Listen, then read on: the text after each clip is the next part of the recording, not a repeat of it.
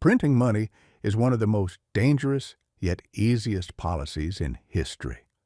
From Rome to Weimar Germany, from the United States to today's digital economy, every great civilization has fallen for the same illusion, the belief that unlimited money can create unlimited prosperity. Rome expanded its armies by diluting its silver coins with cheaper metals. It brought short-term relief, but long-term collapse was inevitable. Weimar Germany printed money to pay its war debts, and in the end, children were literally playing with worthless banknotes as if they were toys. But today, you don't even need to see the money. There's no ink, no metal. Central banks can create trillions with just a few clicks. The modern era of money printing began with the 2008 financial crisis, and it has grown faster than at any other time in history. The U.S. Federal Reserve, known as the Fed, launched a program called quantitative easing, pumping unlimited liquidity into the markets. The European Central Bank and Japan followed the same path. Yet printing money doesn't create wealth. It only buys time, because newly printed money doesn't generate new production. It merely redistributes existing wealth.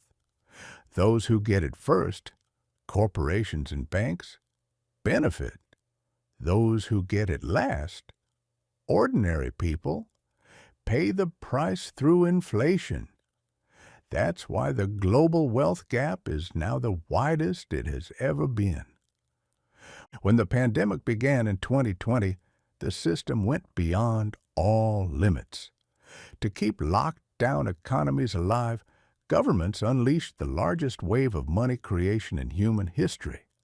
The U.S. alone printed about $6 trillion. People received stimulus checks, interest rates were cut to zero, debt became cheap.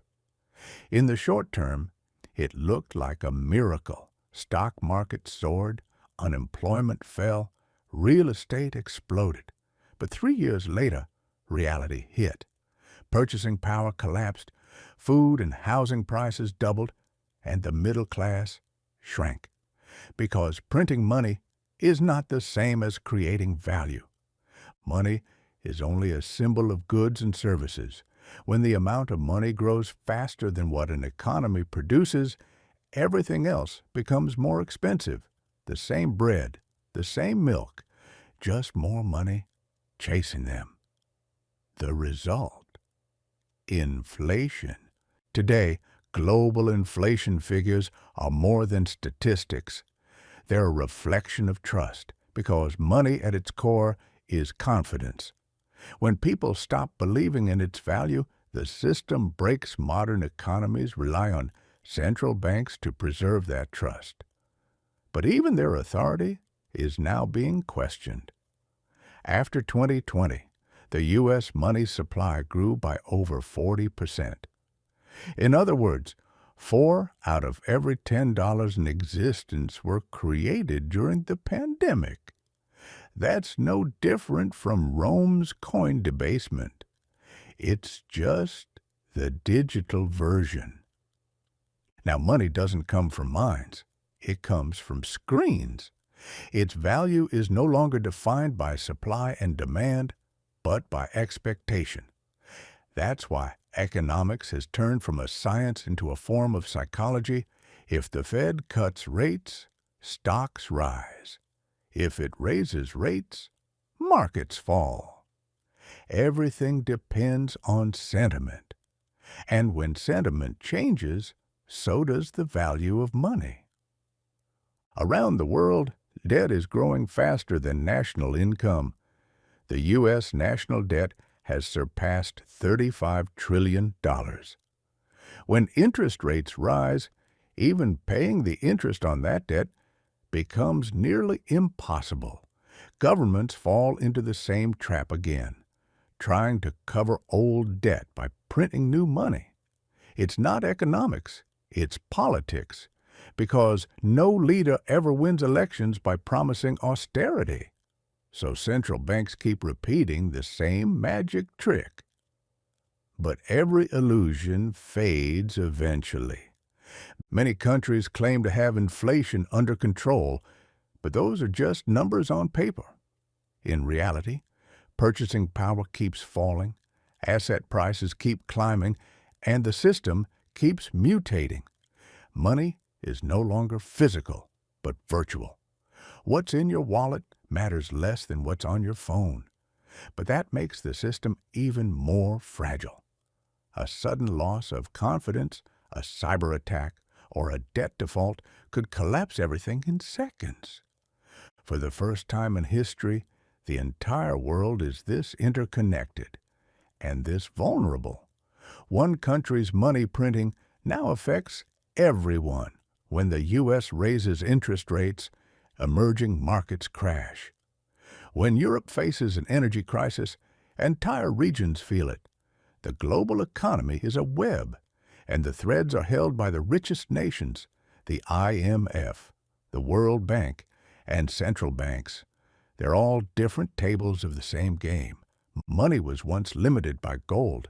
Now, it's limited only by trust. And trust is abstract. Once it's gone, it's almost impossible to rebuild. Today, digital currencies, the so-called CBDCs, are signaling a new era. Governments won't just create money. They'll track every transaction, every location, every behavior. Economic control will evolve into behavioral control. But here's the real problem. If there's no trust, no system, no matter how digital, can survive. Because money is humanity's oldest contract. I trust you.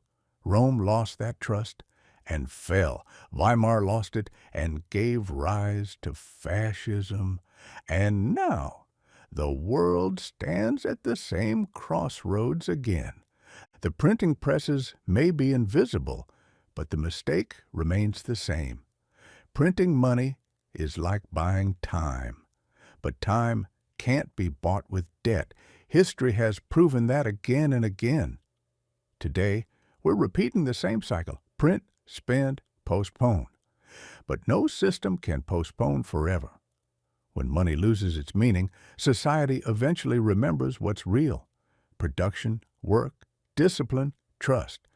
And when that realization comes, the system resets, empires vanish, people rebuild, money changes form.